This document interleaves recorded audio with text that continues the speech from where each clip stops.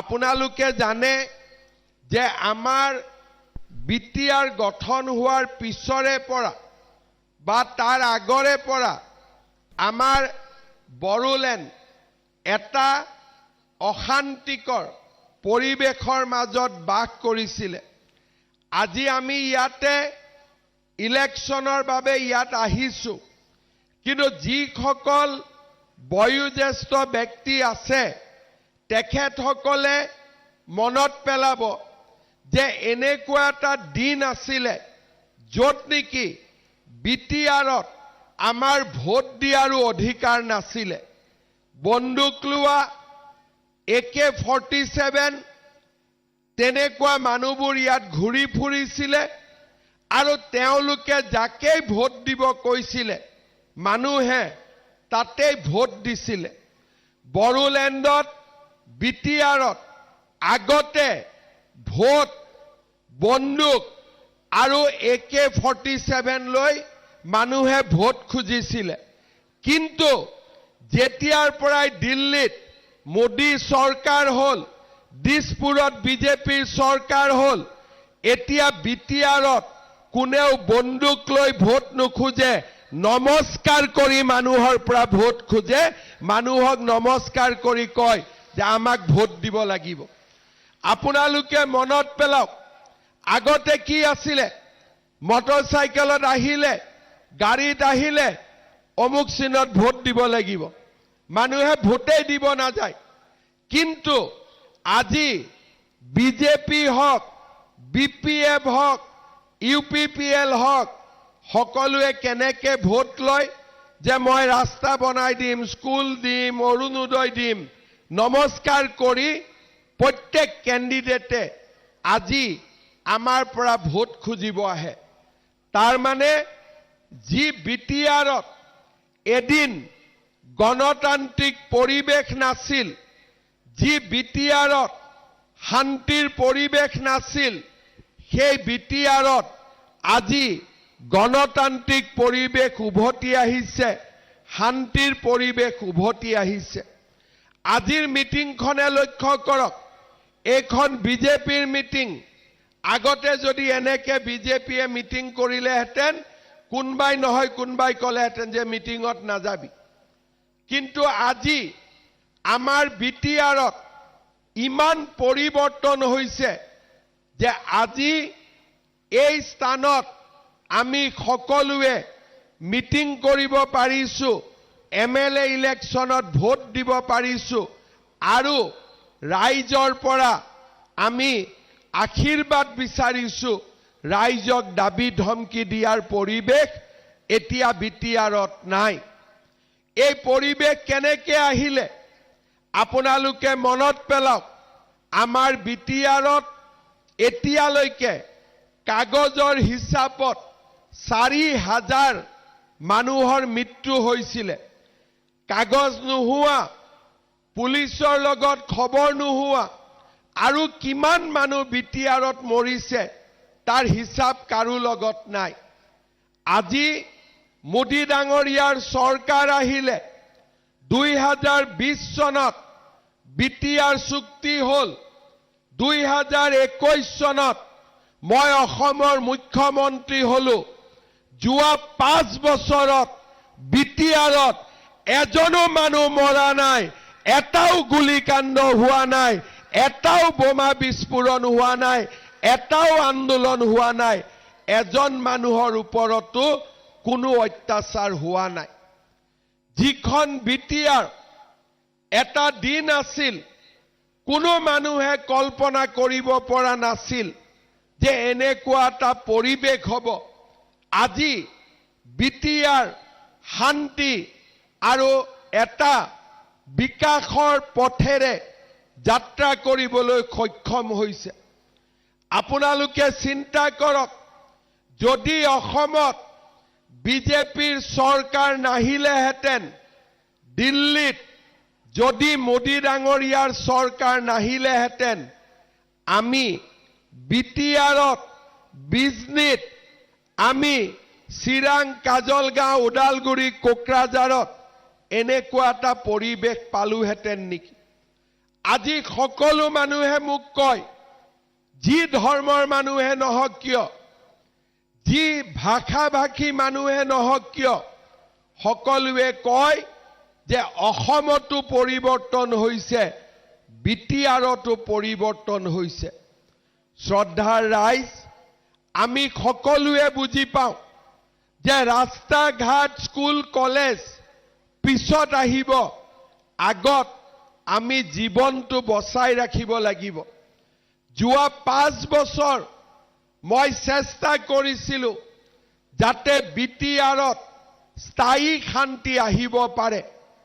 এটা এটাকৈ যিমানবিলাক মানুহ জংগলত আছিলে তেওঁলোকক উভতাই আনিলোঁ, আৰু লুকাই চুৰকৈ যিমান আৰ্মছ আছিলে এটা এটাকৈ আৰ্মছবিলাক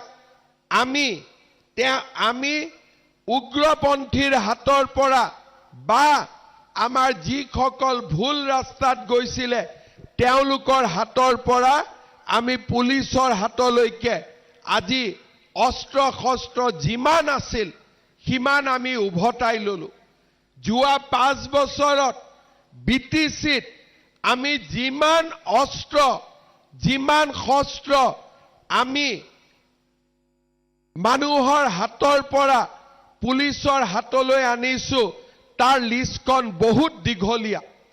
আজি যদি বিজেপি দল নাথাকিলেহেঁতেন এই কাম কোনেও কৰিব নোৱাৰিলেহেঁতেন। আজি আপোনালোকে দেখা পাব যে বিজেপি বিটিআৰত ৰাইজৰ হৈ থিয় হৈ আছে কাৰণে আজি বিটিআৰ সম্পূৰ্ণৰূপে শান্তিত আছে, আৰু আজি আমি নিৰ্বাচনৰ বাবেও সাজু হৈছো।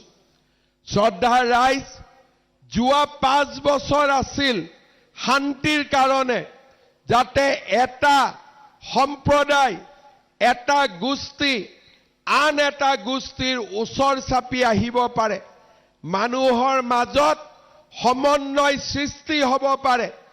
আজি সেই পৰিৱেশ আমি পালো। এতিয়া আমাৰ দায়িত্ব কি? এতিয়া আমাৰ লক্ষ্য কি? এই বিটিআৰক আমি সৰ্বাংগ সুন্দৰ কৰি নিৰ্মাণ কৰা। কিন্তু তেতিয়ালৈকে এই বিটিআৰ সৰ্বাংগ সুন্দৰ নহ'ব যেতিয়ালৈকে সকলো জাতি জনগোষ্ঠীয়ে এই বিটিআৰক নিজৰ বুলি নাভাবিব। সেইকাৰণে মই য'তেই গৈছো এইবাৰ তাতেই কৈছো যে অহা 5 বছৰত মোৰ লক্ষ্য হ'ব বিটিআৰত যাতে কোনো দ্বিতীয় শ্ৰেণীৰ নাগৰিক নাথাকে, সকলো প্ৰথম শ্ৰেণীৰ নাগৰিক হ'ব পাৰে, সকলো প্ৰথম শ্ৰেণীৰ নাগৰিক হ'ব পাৰে। শ্ৰদ্ধাৰ ৰাইজ, বড়ো জনগোষ্ঠীৰ লোকে, ৰাভা, সোণোৱাল কছাৰী, আমাৰ মদাহী, বৰ্মন কছাৰী সকলো লোকে বিটিআৰত প্ৰথম শ্ৰেণীৰ নাগৰিক হ'ব। আৰু লগে লগে আমাৰ বঙালী ভাষী, কোচ ৰাজবংশী, আমাৰ হিন্দু, মুছলমান, খ্ৰীষ্টিয়ান, নেপালী, গোৰ্খা, অসমীয়া ভাষী সকলো ৰাইজে ভাবিব লাগিব যে ময়ো বিটিআৰৰ প্ৰথম শ্ৰেণীৰ নাগৰিক, আৰু তেতিয়াহে এই বিটিআৰক সকলোৱে উন্নতিৰ ফালে লৈ যাব পাৰিব। মনত দুখ থাকিব নালাগিব, মনত কষ্ট থাকিব নালাগিব। সকলো মানুহে বিটিআৰখনক নিজৰ বুলি ভাবিব লাগিব। কিন্তু যেতিয়ালৈকে মানুহে মনত ভাবিব যে মই প্ৰথম শ্ৰেণীৰ নাগৰিক নহয়, মই দ্বিতীয় শ্ৰেণীৰ নাগৰিক, তেতিয়ালৈকে বিটিআৰ কেতিয়াও আগবাঢ়ি যাব নোৱাৰে। শান্তি থাকিলেও বিটিআৰ আগবাঢ়ি যাব নোৱাৰে।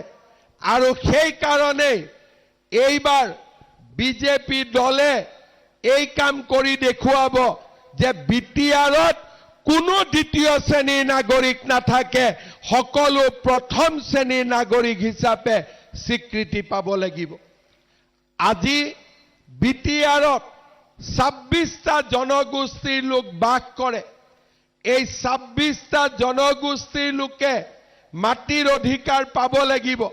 আজি আমাক মানুহে কয় যে দাদা আমাৰ মাটিৰ কাগজ হোৱা নাই, আমি কৰিব পৰা একো নাথাকে। বিটিআৰত আমাৰ চৰকাৰ নাই, খালি আমাৰ মানুহখিনিৰ যাতে অশান্তি নহয় তাৰ বাবে আমি যেনে তেনে কোকৰাঝাৰত আমি এটা পৰিৱেশ ৰাখি থৈছো যাতে মানুহখিনিৰ ওপৰত অত্যাচাৰ নহয়।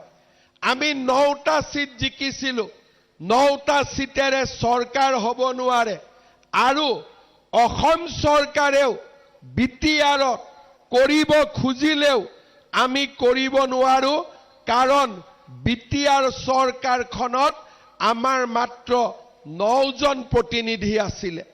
কিন্তু আমি যদি এবাৰ কাৰ্বি আলং ডিমা হাছাওৰ দৰে এবাৰ যদি বিটিআৰত আমি বিজেপিক প্ৰতিষ্ঠা কৰিব পাৰো, তেতিয়াহ'লে বিটিআৰত কোনো মানুহৰ মাটি বাৰীৰ একোৱে সমস্যা নাথাকিব, সকলোৱে সমান অধিকাৰ লাভ কৰিব।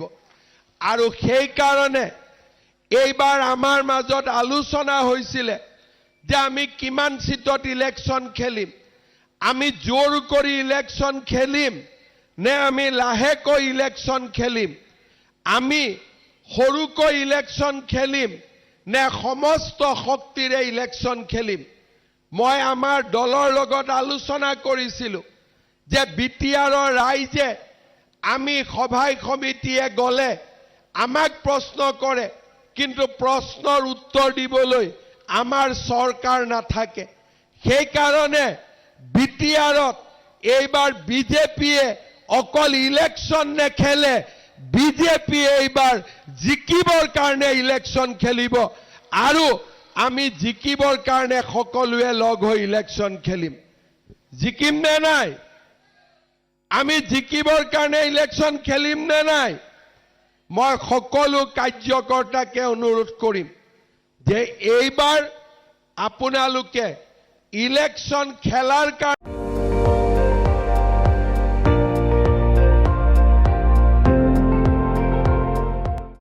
আপুনি চাই আছে ND24, সৰ্বশ্ৰেষ্ঠ নহয় সৰ্বোত্তমৰ দৌৰ।